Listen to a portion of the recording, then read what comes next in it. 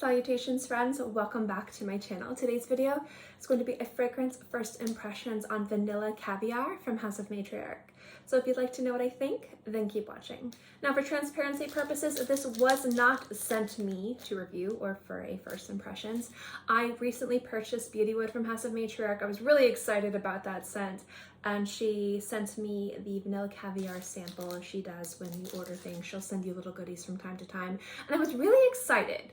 So I've wanted to purchase Vanilla Caviar too, but I'm trying to be really good with my fragrance budget, and I wanted Beauty Wood because I love the idea of this like woody gourmand scent, but Vanilla Caviar was almost one that I bit the bullet on too, so I'm excited to try it for you guys. Now, Vanilla Caviar is a soliflore, and it's really designed, from what I've read and researched, to be a vanilla scent that's evocative of a beautiful mouth-feely vanilla. And if you guys know how I review it as a culinary student. So the notes in this are Vanilla Caviar tincture, which is not the vanilla pod, but actually the beautiful little beanies inside of the dried vanilla pod. I'm having a hard time talking today, as usual. There's also Ambrette Sesame in here, as well as a Plumeria concrete. And I kind of like the idea of these very minimal notes coming together to create supposed to be a very decadent vanilla scent.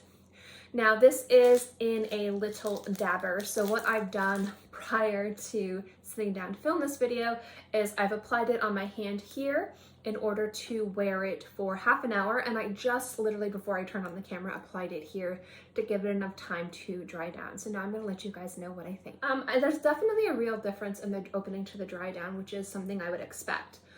Brief history about me and Kristin. I love her vanilla. Like, what she does with vanilla is amazing. And when we worked on She together, I wanted vanilla in there. So I am already a fan of what she does with vanilla. So just letting you guys know that.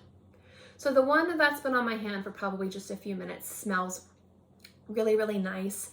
It's very vanilla dominant, and you get more of the florals. The florals are way more present in this. So it's kind of like a mix of that kind of creamy Plumeria with a really beautiful kind of rich decadent vanilla. On this hand right here, and normally what I've noticed with fragrances like Ambrette is it needs a little bit of time to dry down on the skin and kind of really open up and bloom on the skin. And that's what we're getting here. It feels darker, muskier, a little bit more animalic, which pairs really beautifully with, again, this really decadent, creamy, very luxurious vanilla. It smells really, really nice. It's very creamy, it's very rich, it's very thick. She described it as having a bit of a mouthfeel, and I can definitely understand that when I smell it. There's also a bit of a toastiness and a nuttiness in there, and I think that's going to be coming from the sesame. And you don't get nearly as much as the Plumeria in the opening as you do in, again, like half an hour, but it's in there just enough to give it kind of like this sweet, creamy floral note, which is pairing really nicely with this super dominant vanilla. Now this fragrance does feel like it's supposed to be a vanilla scent. Like you're not supposed to really pick up more than just vanilla, and these other notes are companions to the vanilla to elevate and kind of add depth and complexity to the vanilla. Sometimes, because vanilla is such a familiar scent and taste to people, in our minds, we might already have preconceived ideas of how vanilla is supposed to smell and already relate it to something vanilla, like cake frosting or body washes or things like that that don't have complexity. But vanilla in and of itself is a very complex food and ingredient in culinary, but also within the world of olfactive arts. It's used and utilized so much because it is so versatile. And you can definitely feel like it gets lost and overused as more of a kind of background note to soften things, to sweeten things, to embolden things. And whenever it's properly used as an ingredient first and foremost, a lot of times I feel like it's overtly done with florals. So what I like about this is that the floral is not so much an afterthought, but it feels like it's a smart decision to elevate the vanilla experience as it being a plant, a culinary ingredient, and an olfactive note, and adds a bit of, I would say, an integrity to the vanilla note. It kind of separates it as not just another delicious frosting scent, but kind of makes it feel creamy and luxurious and decadent.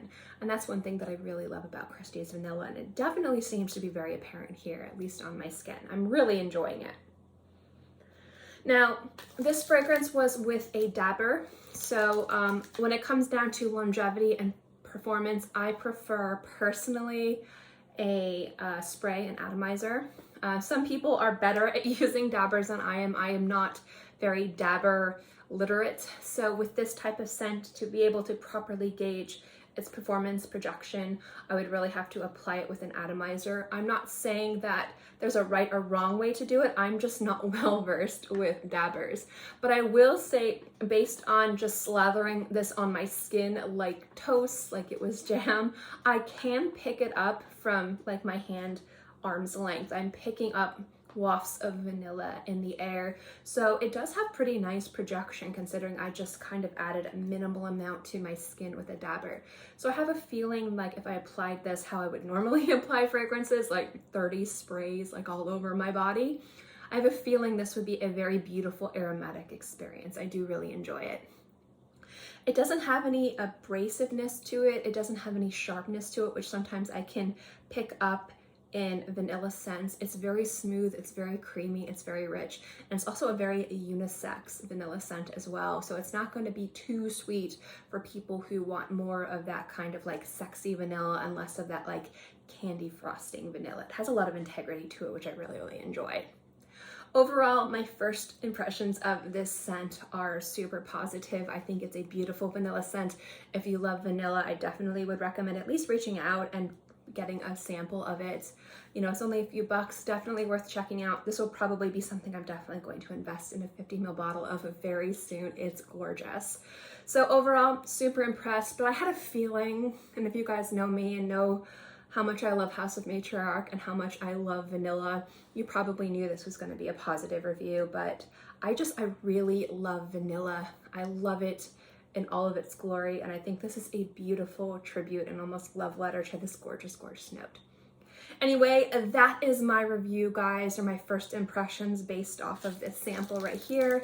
I'm probably going to definitely be purchasing a bottle of it. Maybe I'll buy it right now. I don't know. I did that before with a few other scents that I did first impressions of. I literally, like, after I was done filming, I went and I ordered it. That might be the same with this.